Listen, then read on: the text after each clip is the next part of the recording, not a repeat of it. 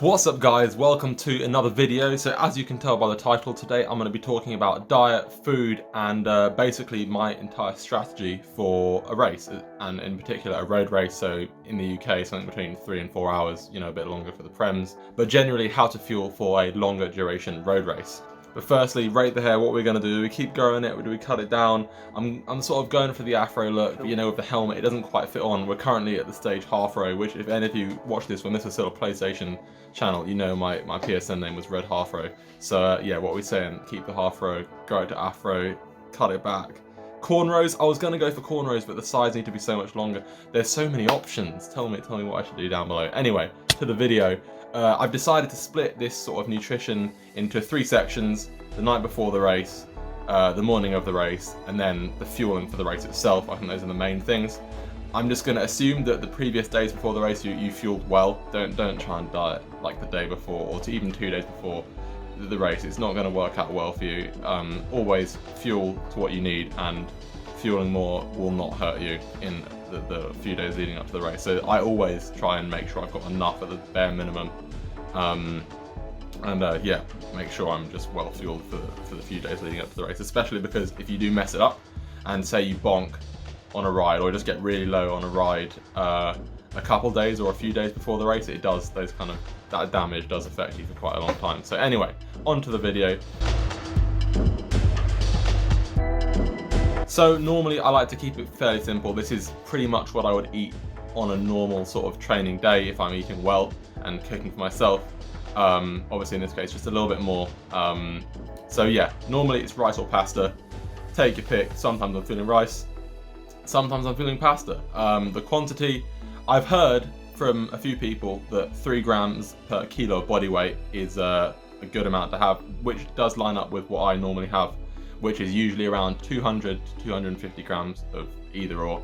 I find that fills me well, and then usually I'll have that with, you know, a sauce, chicken, vegetables. You know, you don't really need a huge amount of vegetables and things like that on for a pre-race ride, because you really just want to fill yourself up with carbs, a bit of protein, but you know, the vegetables aren't going to do too much for you. So if it's a case of saving space so you can have more carbs, I would usually ditch the veg, and long term it's good, but before a race it's not going to make a huge difference. So yeah, main focus carbs. Protein is still important at this stage, so you get a good dose of protein in, but like I said, carbs the main thing, rice or pasta, and then that's dinner really. So coming on to breakfast, after hopefully a solid 9 hours of sleep. Sometimes it might be less with, you know, stresses of the race and things like that, but ideally if you get a solid 9 hours of sleep, I mean ideally you get 9 hours every night, but for a race get a nice solid night's sleep. Hopefully you don't have to wake up at like 5 in the morning to drive somewhere, otherwise unfortunately your sleep will be compromised, as mine has been on a fair few occasions.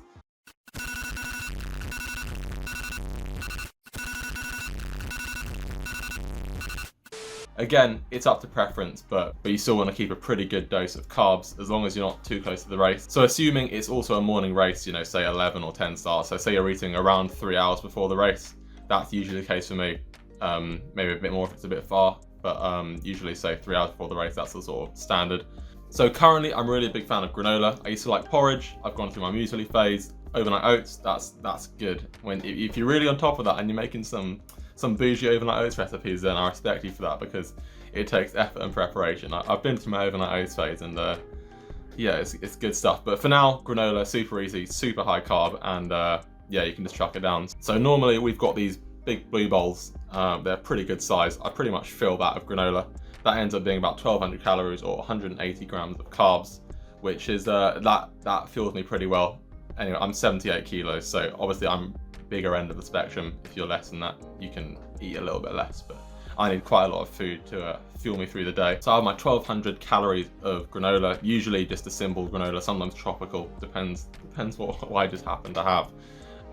Like I said, porridge works too. I find with porridge the harder thing is you seem to need a larger volume, so to get the same amount of grams of carbs, it ends up being like a really massive bowl. When I was in France, I was having porridge every day, and I would have it with Nutella, which is, you know, it's great. So you've driven to the race, you've got your bike set up, you've pinned your numbers, all that jazz.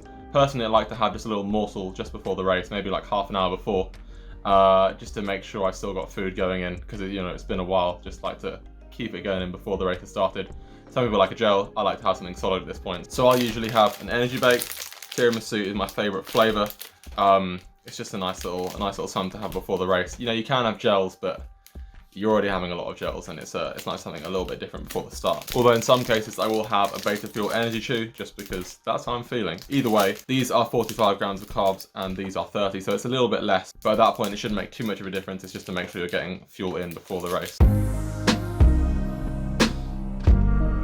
Then for the race itself, some people like to have some solids toward the start of the race and then switch to gels for the second half, maybe solids for the first 2 hours. I'm personally a massive fan of just having liquids and gels for the entire race. I've never had a single problem with SIS, with, like gut problems. I think that's what a lot of people have issues with. They just can't stomach like a large quantity of gels, but like I said, with SIS, it's been absolutely fine every time.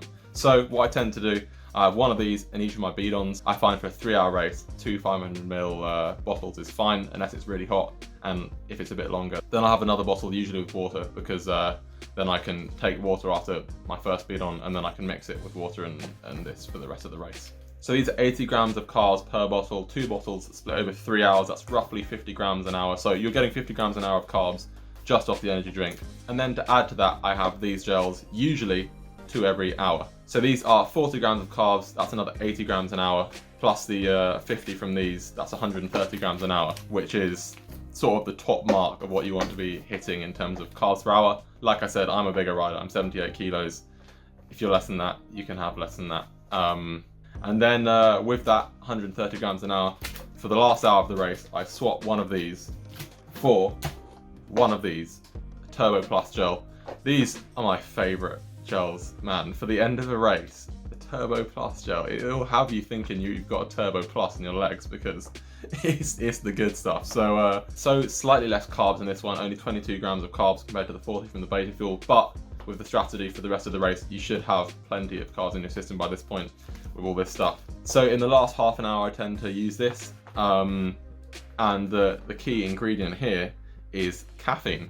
So this has 150 milligrams of caffeine. Now, I'm someone who doesn't have coffee or caffeine on a normal day. I sometimes have one of these for training if I'm feeling a little bit ropey. So I really feel the effects of 150 milligrams. That's quite a lot. So I've been told that your normal caffeine intake doesn't actually make a difference to how much caffeine affects you. But anecdotally, I would say that not drinking caffeine or coffee on a normal day, having one of these, I do feel it a bit more. So that's just how I feel. That's what I like to use it. So yeah, this is my end of race. Get ready for the sprint. Grab those drops, shake the legs, and you're ready to go. Just another note about fueling. It is actually really important to keep fueling in that last hour of a road race. When I was younger, I used to think that, I'm near the end anyway, I've already got enough fuel in me, so it doesn't actually make a difference if I keep, drinking my carb mix and having gels or not. And whereas, in the last like 10, 20 minutes, it probably won't make a difference as much to the race, but it does make a big difference to your recovery. So even if you're near the race, keep drinking, keep fueling, because you'll feel a hell of a lot better the next day. Throwback to 2017 Red, when I knew nothing about fueling and I was still bonking in every race pretty much. I would bonk on every single ride past 40 miles. I hardly ate on training rides because I thought, it just didn't occur to me. But for races, I thought, oh yeah, obviously you need to have gels for races. So I'd have the regular isotonic gels, which are great, but I would literally have 3 of them for a 3-hour race. So that's literally 20 grams an hour. 20 grams an hour versus 130 grams an hour. Like, that just goes to show your capacity to have more carbs per hour is actually a lot bigger than what you might think. So when I had 20 grams an hour, I got spat. I got spat so hard. I remember junior tour of the Mendips. Oh, I got absolutely shelled at the final climb. I was donezo. Side note there though, I was still using SIS because SIS is the best. Anyway, I got spat. Now I'm doing 130 grams an hour and all is good.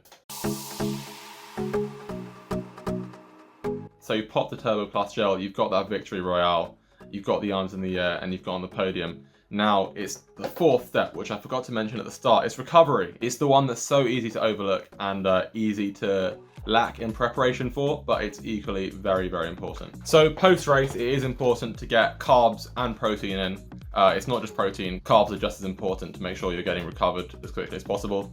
People talk about the 30-minute window. That's kind of a myth. It is important to get the food in as quickly as possible, but it's not like there's a magical window which shuts and then beyond that, all your food just doesn't make a difference. So still, you know, try and do it in a fast time, but if you're having it like 45 minutes after, it's not the end of the world. Now on a normal training day, I like to have Rego, SAS Rego. It's just protein powder, have it in a protein shaker. Pretty convenient, and top tip for that, mix it with almond milk if you're feeling like a little bit decadent some days, because it makes it taste really, really good. That's what I did today. In fact, today I had it with chocolate All Pro milk. So yeah, I'm not even sponsored by All Pro, but I like mixing it with almond milk. For a race day, sometimes I will bring it, but then, you know, you have to bring the protein shaker. It just takes a little bit more preparation. So when I want to make things a little bit more simpler, I like to make what I call the SAS meal deal. So first, we've got the energy bake, like I mentioned before, 30 grams of carbs. And, you know, it's a bit like cake, to be honest. And then to top it off, we've got the SAS Whey 20, which I actually love these so much. It's 20 grams of protein, not much sugar or anything, or carbs. That's why you have the energy bake. But it's like Greek yogurt, so it's like a really thick yogurt. You just have a pouch, pop these, and yeah, it's really nice. This is probably my second favorite flavor, strawberry and key lime pie. My favorite one is the lemon meringue. Who's this? Lexi Lexi wants to be on the video. Ah! Get him up, let him get up.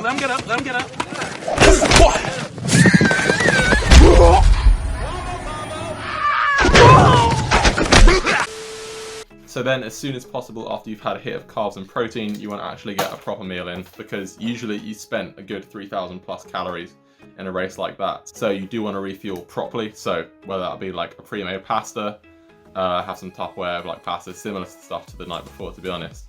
Or my personal favorite, forgetting to make the pasta, I'm going to a petrol station on the way back and getting some pasta from there. Fleet Services, I'm looking at you because you're always on my route home and you saved me a number of times. So once you've had that petrol station food or your pre-made pasta, you get home, you're usually pretty dead, not gonna lie, but it's still really, really important to just keep on fueling. Like I said, you've burnt so many calories. Oftentimes it's actually a real challenge to eat the number of calories you've lost. I recommend using a calorie counter. Not all the time, it's quite hard to manage like 24/7 all the time, but for like a week or so, just to count your calories, connected to Strava, you can see how many you've burnt. It gives you a better idea and a better gauge of how much you really need to eat to get on top of that calories. I find it's actually a lot easier to undereat if you're not careful than overeating, and undereating, like, yeah, your training will be absolutely messed up. I've been there, it's not fun. So make sure you eat enough food after the race and the next day after that. Like I said, oftentimes you don't actually eat enough calories to fully recuperate what you've spent in the race. So the next day you might need to overeat a little bit just to make sure you're on top of that.